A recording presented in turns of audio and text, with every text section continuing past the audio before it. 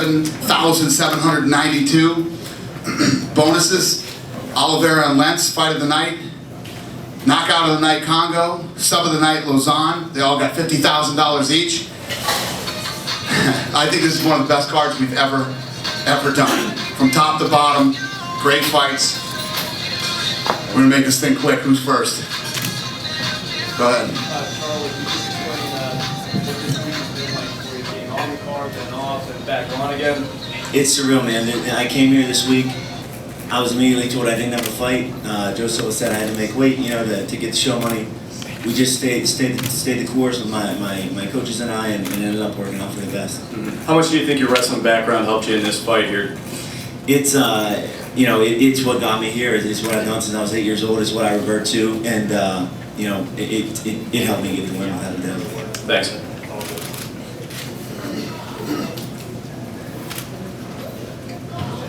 My question for Rick. Rick, you obviously had this fight at the last minute, but you also are on this card because you took a fight on short notice.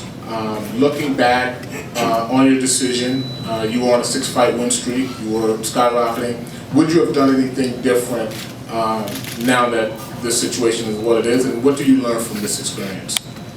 Well, coming into this fight, I was prepared to fight a kickboxer with jiu-jitsu. I wasn't prepared to fight a shorter wrestler or a shorter attacking wrestler. What was that? Oh, I'm sorry. Coming into this fight, I was prepared to fight a taller kickboxer with jiu-jitsu. I wasn't prepared to fight a shorter attacking wrestler, so I didn't train as much wrestling or any wrestling for this last 3 weeks, and you got the better of me tonight. There was talk prior to this that, help GSP, things like that. Your plan, your goal is to win the title, to fight for the title. Obviously, you step back. What do you do now? What is your plan? This is a setback, but I got to go back and train my heart out. I got to train and, come in well-rounded all fights and prepared for everything in all fights, no matter if it's short notice or not. Strategy within the octagon, how'd that come about for today?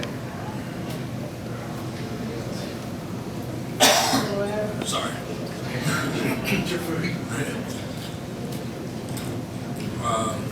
Man, it's just skills that I've always had and just never shown because I'm so excited to be in the UFC and just wanted to smash people and kill people. I just kind of realized I got to use some of my skills to win. Also,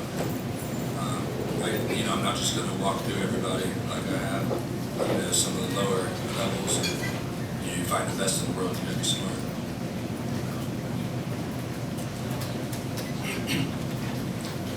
That it? Any more questions? Go ahead.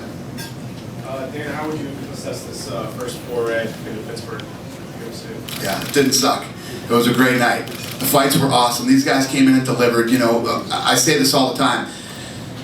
We're very lucky in the UFC that we've got guys like Rick Story, Brenneman, all these guys that will step up when bad things happen. These guys will step up and put on a show like the show you saw tonight. From the first prelim to the main event, they killed it tonight. It was awesome. And not to sound goofy or condescending to these guys, but I'm proud of all the guys that fought on this card tonight. I think this is one of the best cards we've ever had. Dana, can you talk a little bit about how it came together with Charlie taking the fight? It sounds like it wasn't something that just happened yesterday, but maybe earlier in the week. Well, it's one of those weird things that happen. His opponent falls out. He's not fighting in his hometown. The situation happens with Story and Mark Hart. We end up asking him to fight. He jumps in and takes the fight. Rick Story stays in and takes the fight. It's just it's the way these guys are. It's what I talk about. And I was sitting with Coach Tomlin tonight, and one of the things that he was saying is that he loves the UFC so much is we make the fights. The fights always get made. If you're pumped to come see a card, first time ever in Pittsburgh, bad things happen, but we still put it together. Same thing happened in Vancouver when Brock Lesnar got sick. We were able to put on the Shane Carwin fight, and it's not just the UFC; it's these guys stepping up to the plate and seizing the opportunities. His fight tonight was a Rocky story here in his hometown. He's getting the shot at the kid who's hot, and on his way to a title shot, he takes the fight and comes in and wins it. You know, that's the other thing about this sport. You never know who's going to win. You never do. And Charlie, can you talk a little bit about when it felt like maybe the fight could happen, and when it seemed like it was definitely going to happen? Yeah, you know, this whole week has been a roller coaster. So to be honest, when we got to weigh-ins and we were told, you know, you might have to wait till 3:59, or you might not even know until tomorrow if you're fighting. You know, what can I do other than sit there and try to remain professional and try to do what I do, and you know, it worked out. Impressive performance tonight, and each time out here recently, it appears that your striking is growing by leaps and bounds. You've been working with Race Athletic, Stream Couture. Can you kind of talk about that progression and how you felt in the octagon? Yeah, actually, I felt like a wee bit sluggish today. I'm actually really disappointed with how my hands were coming out. I wasn't. Is that better? I felt like a wee bit sluggish. I felt like my hands weren't coming out the way I anticipated them coming out.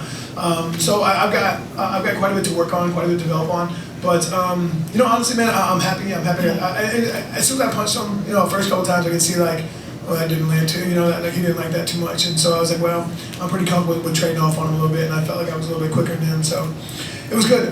Coach Ray actually, we worked on. I always throw straight down the pipe, and I think anybody that sees me fight sees that.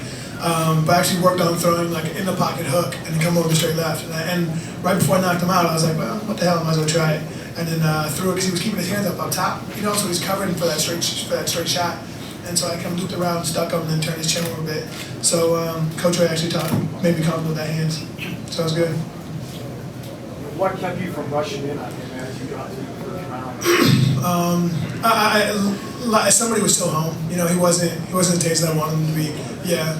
So like a little bit of discretion there. And like the second one, honestly, I thought they were gonna stop the fight because of the way he fell. I thought it was over. So and then once he didn't, I was like, well, I might as well kind of capitalize on it because he looked like he was pretty loopy. But you know, that was my fault. I rushed in at the wrong angle. I should have taken a loop angle coming around the back and then kind of teed off on him. But you know, I didn't, and that's why I didn't finish him off. But I wasn't too worried about his hands, wasn't too worried about his power, and I felt like his wrestling I was going to be fine against him. This question's for Dana. Dana, with Rick Taken going on this card on short notice and then fighting a guy who took the fight on even less notice, the fact that he lost it, given those circumstances, maybe he doesn't fall as far down the ladder in the division because of those circumstances? No, not at all. He's been on an incredible win streak. Just came off a win over Thiago Alves. He's my kind of guy. You know, this kid's a fighter. He comes in and he's got that attitude like Chuck Liddell. I mean, this kid just fought Thiago Alves, I don't know, 3 weeks ago, whatever it was, and then jumps right back into another fight in the main event against a tough guy like Nate Marquardt. The opponent gets pulled from him last minute. He just said, I was training for a kickboxer, and you know, and he still took the fight. I have nothing but respect for him. This question is for Czech Congo.